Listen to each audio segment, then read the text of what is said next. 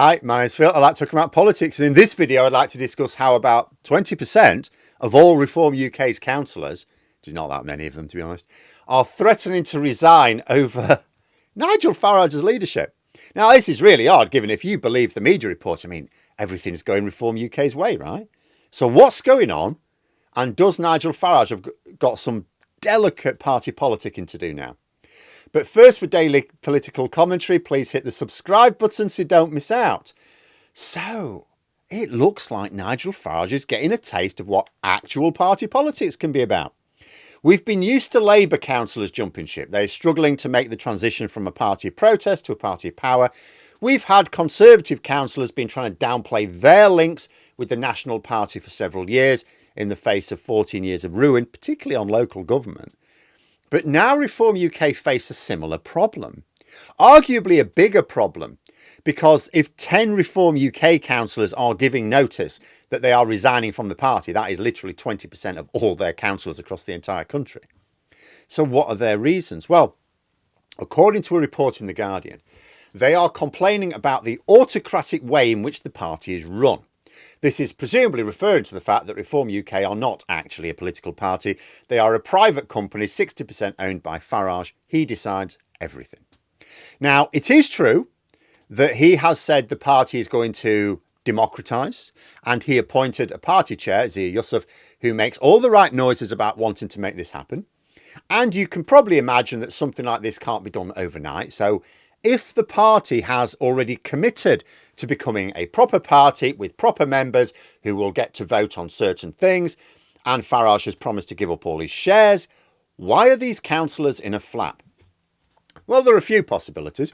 The first is that they are just impatient, maybe no different to some voters with regards to Labour. They're not seeing immediate changes, don't necessarily appreciate the process which has to occur, which takes time, and are concluding that nothing is going to change for the better because they're not seeing it right now. Second possibility is that there are just no signs of anything changing.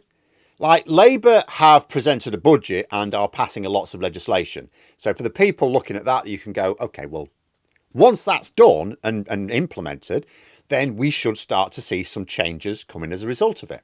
But that will take time. But if these councillors are trying to look for those signs themselves and are not seeing even the foundations being worked on, maybe they've drawn the conclusion that Nigel Farage is not really serious about this at all. But there is a third possibility.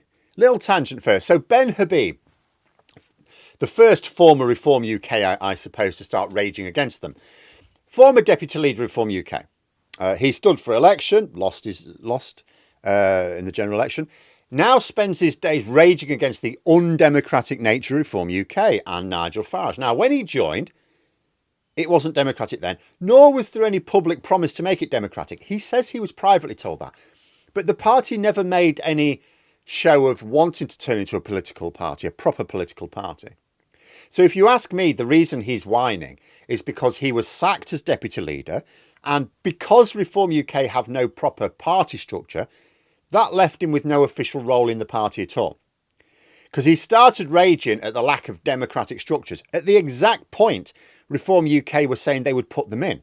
And before it was possible for you to say, but they're not serious. Because at the time, I mean, they may have been very serious. And something may be the case with these councillors, very similar. They may argue against the autocratic way in which the party is run, but their real grievance might be a little bit different. The article referenced Tommy Robinson and Elon Musk, and this might make more sense. I've said it before, but although Reform UK make their candidates and contributors sign to say they're not part of, they've got no links with certain far-right groups, including like Britain First, similar organisations, we know that lots of local Reform UK activists and candidates not only have links with these groups, but continue to maintain them. Because think about it, at the local level, it's easy for a national leadership to say, we don't want anything to do with this group. But at the local level, these groups are more than just political, they're social.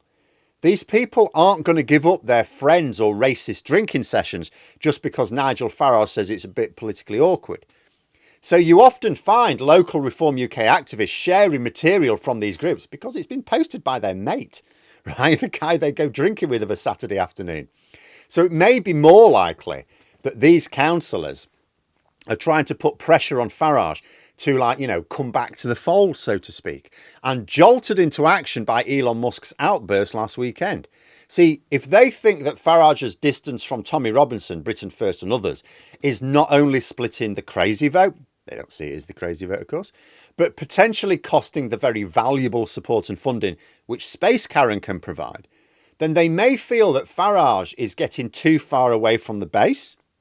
Much the same as when Labour leaders focus on making the party electable rather than an echo chamber of protest. In fact, this is probably exactly the same situation. The reason why they're focusing on the autocratic nature of the party is probably because they think, well, if we were a proper political party and party members could vote for things, you know, well, we could probably compel Farage to have to make peace with Robinson, Golding and others. Of course, this would also hurt the electability of Reform UK. Remember, Farage probably has nothing personal against Robinson. He just understands what's needed to win the votes which are needed to win power.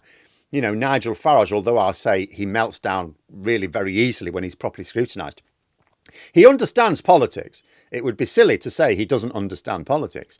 So although Reform UK are not a real political party, they are maybe starting to have the same problems as a real political party.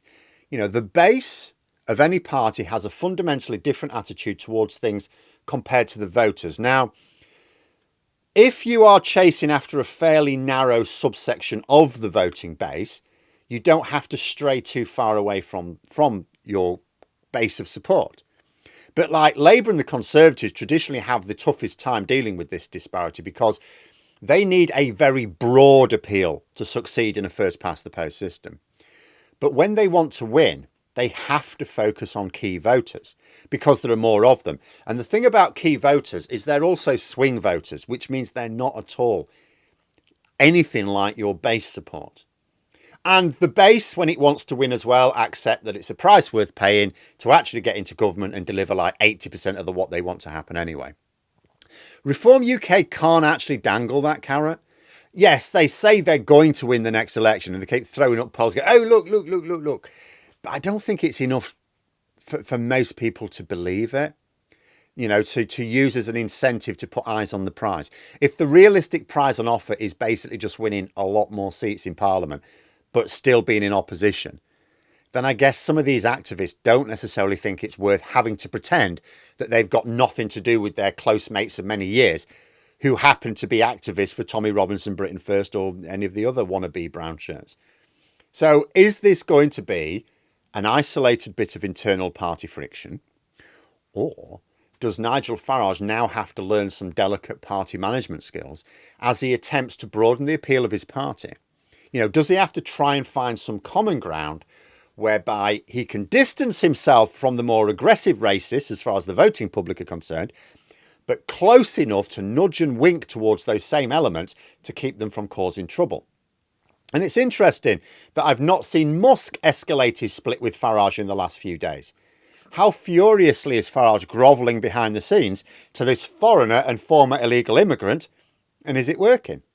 But there we are. Those are my thoughts. Let me know yours in the comments below. If you've enjoyed the video, please click the like button and subscribe for further content. If you'd like to support the channel further, you can click the join button for memberships. Thanks for listening. And until next time, I'll see you later.